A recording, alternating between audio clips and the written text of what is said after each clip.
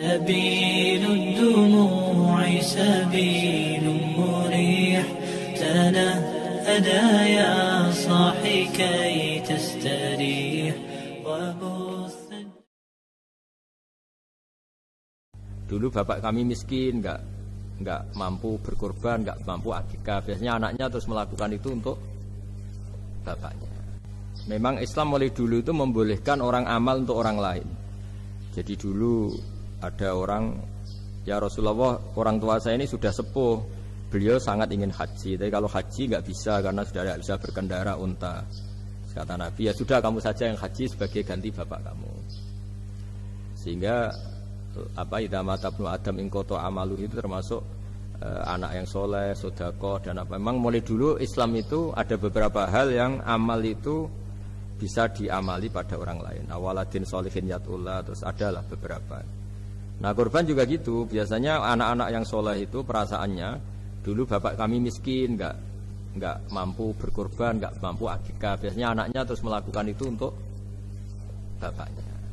Nah, memang jadi perdebatan ulama, apakah kemudian mayit ini dapat pahalanya enggak? Jawabannya gini, kalau mayit itu orang soleh dapat. Kalau enggak soleh, itu kemungkinan dapat kecil. Misalnya gini, ada mayit yang zaman hidup itu antipati ngamal. Kok enak, duitku sing ilang wong liya nyate gitu. Dia mentalnya mental pikir yang beranggapan kok kenaan tetangga kami, uang kami yang habis, orang lain yang nyate. Terus dia mentalnya gitu dibawa mati.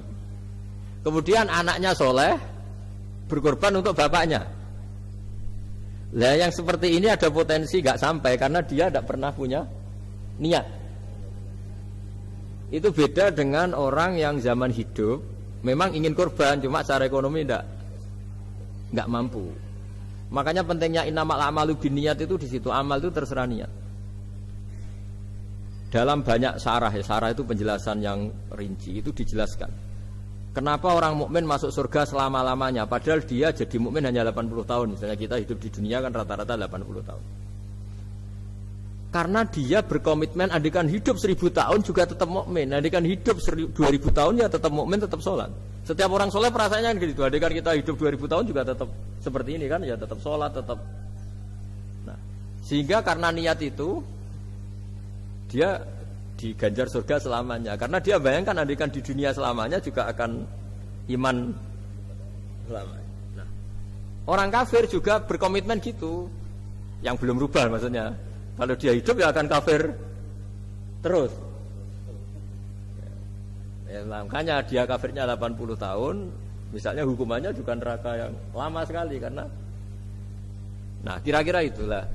Makanya kalau mayat tidak soleh ini kita yang sebagai ulama berdebat karena tadi itu kan ibarat gini, ada mayat sama sekali nggak pernah sholat, bahkan dulu itu mengkritik orang sholat, terus dia mati, anaknya jadi orang soleh sering tanya saya, Gus sholatnya bapakku tak kodoin ndak?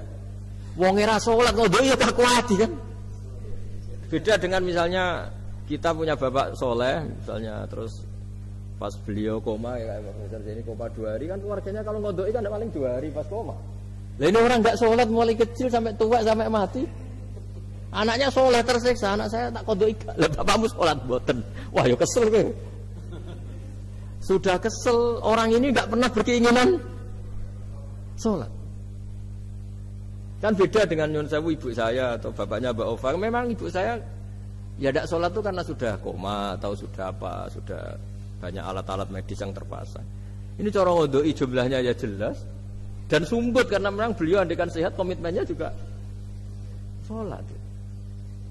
Nah ini yang orang kadang salah kaprah, bisa enggak amal sampai mayit? Sebetulnya di dunia ulama perdebatannya bukan masalah sampai tidaknya, mayitnya ini siapa? Gitu.